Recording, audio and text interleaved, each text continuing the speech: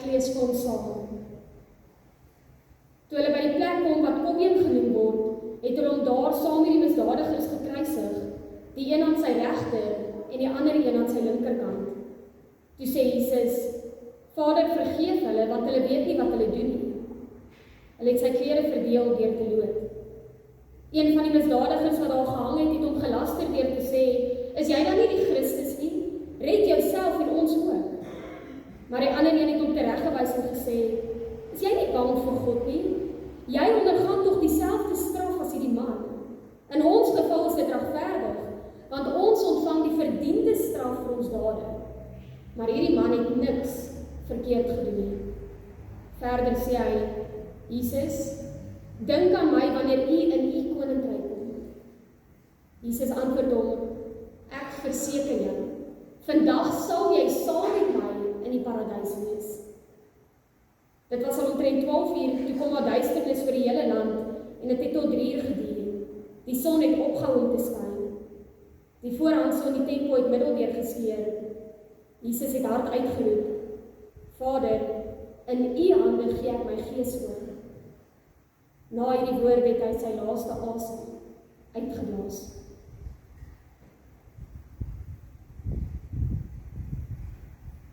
Gemeente, ons het lank gebed dit kom. Ons het dit in die skrif gesien. Ons het dit in die beloftes gehoor. Die profete het hiervan gepraat. Van die een wat deurboor sou word. Die een wat ons sonde sou dra. Die lam wat gelei sou word na die slagplek. Ons Here Jesus Christus het self ook keer op keer dit vir ons kon sê. Vir ons gesê dat hy sou ly, dat hy oorgelewer sou word, dat hy sy lewe sou aflê, vir my en vir jou. Ons het dit geweet, maar vanoggend sien ons dit. Ons voel dit. Vanoggend staan ons nie net met die belofte van 'n verlosser nie. Ons staan by die kruis en die graf van ons verlosser. Die kruis wys vir ons nie dat Jesus nog moet kom nie, maar dat hy gekom het. Nie dat hy die prys nog moet betaal nie, maar dat hy dit reeds kon betaal het. Die kruis wys vir ons nie dat hy ons nog moet kom vrykoop met sy bloed nie, maar dat hy dit reeds kon doen het. Sy bloed het gevloei. Sy liggaam is gebreek. Hy het sy laaste asem uitgeblaas. Gemeente, dit is die prys wat Jesus moes betaal. Dit is wat dit kos om sonde te dra. Dit is wat dit kos om ons skuld te kom betaal. Dit is wat dit kos om verlore mense weer terug na God toe te lei. Die kruis waar Jesus hang en die graf waarin hy lê, kom maak dit vir elkeen van ons duidelik. Die vergifnis van sondes was nog nooit goedkoop nie. Die genade van God was nog nooit goedkoop nie. Dit het die bloed en die laaste asem van ons verlossing gekos. Geliefdes, terwyl ons vanoggend na die kruis kyk, terwyl ons bewus is van wat dit gekos het, moet ons onsself vanoggend kom afvra. Vir wie is hierdie kruis? In wie se plek word Jesus Christus as vervloekte behandel? In wie se plek word hy as sondaar gekruisig? Vir wie betaal Jesus hierdie verskriklike duur prys van verlossing? Die antwoord op hierdie vraag is natuurlik baie duidelik reg deur die Bybel. Jesus kom betaal nie hierdie dierprys vir goeie mense nie. Hy kom betaal nie die prys vir gelowiges wat self aan die eise van God se wet voldoen het nie. Jesus kom betaal nie hierdie volle prys vir mense wat altyd alles reg gedoen het nie. Jesus hang aan die kruis. Hy betaal die sondeskuld van sondaars, van misdadigers, van mense wat op die punt is om vir ewig verlore te gaan.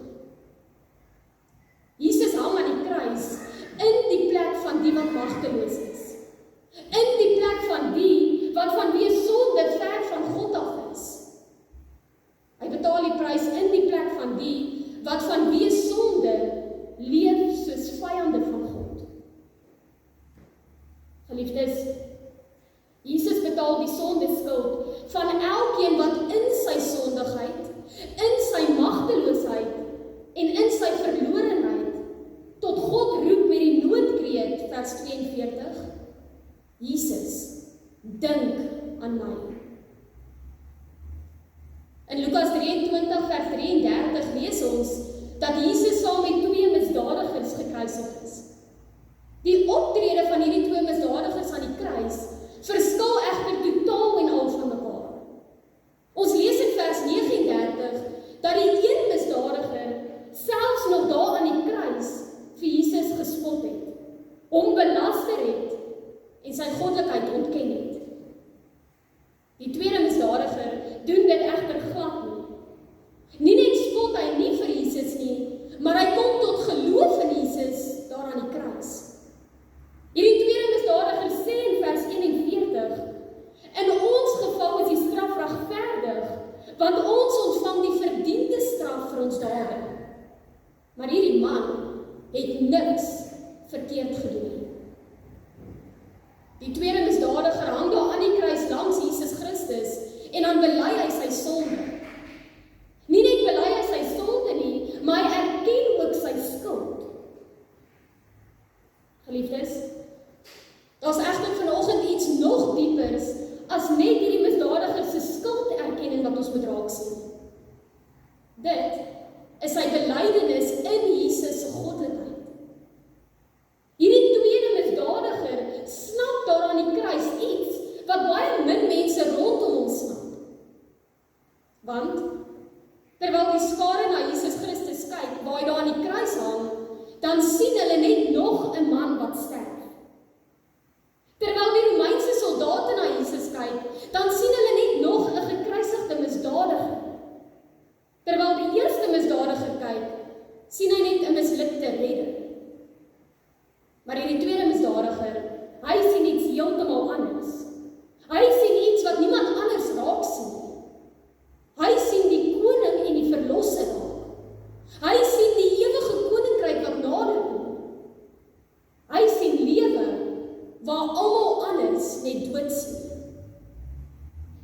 Hierdie tweede misdadiger sê daarom vir Jesus, dink aan my, wanneer u in u koninkryk kom.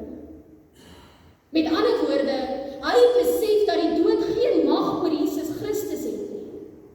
Gemeente, hierdie man glo nie net in Jesus nie, maar hy glo ook dat hierdie sterwende man gaan sterf, maar dat hy die dood uit gaan opstaan en weer gaan lewe. Hy besef, die kruis is nie die einde nie, dit is die begin vir elke liewe gelowige. Hierdie misdadiger besef, die kruis is nie die einde nie, dit is die pad wat ons verlosser stap tot sy ewige troon.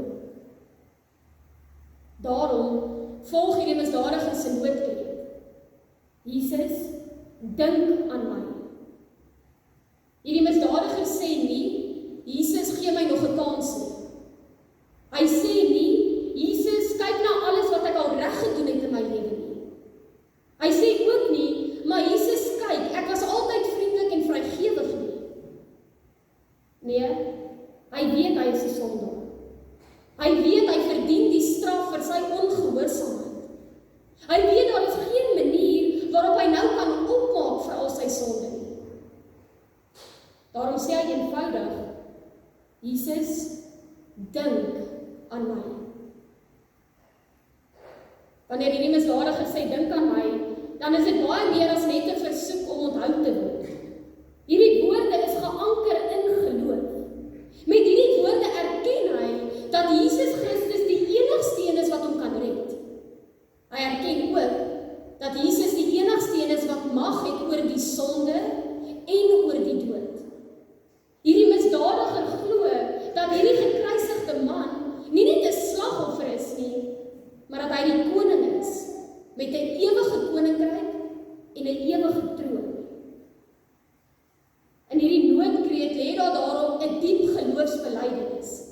'n Belydenis dat Jesus die Here is, wat lewe gee, wat sondes vergewe en wat toegang tot die paradys oopsluit. Ook vir 'n verlore sondaar, soos hy. In ons teksgedeelte sien ons dadelik na sy noodkreet reageer Jesus daarop, wanneer Jesus in vers 43 vir hom sê, ek verseker jou, vandag, nie eendag nie, nie dalk nie, nie eers as jy jouself bewys het nie.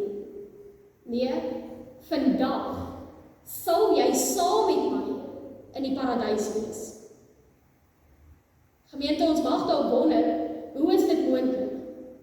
Hoe is dit moontlik dat 'n sondige, misdadige man, wat sy hele lewe lank verkeerd geleef het, wat niks hiervan kan regmaak nie, wat niks kan terugbetaal nie, vandag in die paradys saam met Jesus wees?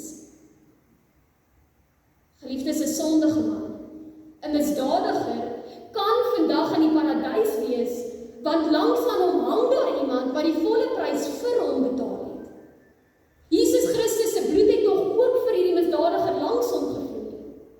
Jesus se liggaam is gebreek, ook vir die misdadiger daar langs hom. Dit is hoe hierdie misdadiger, hierdie sondige man, vandag reeds in die paradys kan wees. Ons sien dan verder in Lukas 23, dat nadat Jesus die volle prys vir elke sondaar en elke misdadiger betaal het, sien ons dat daar duisternis in die land gekom het. Hierdie duisternis het 3 ure lank geduur. Die son het opgehou skyn. Die voorhang so in die tempel het middeldeur geskeur.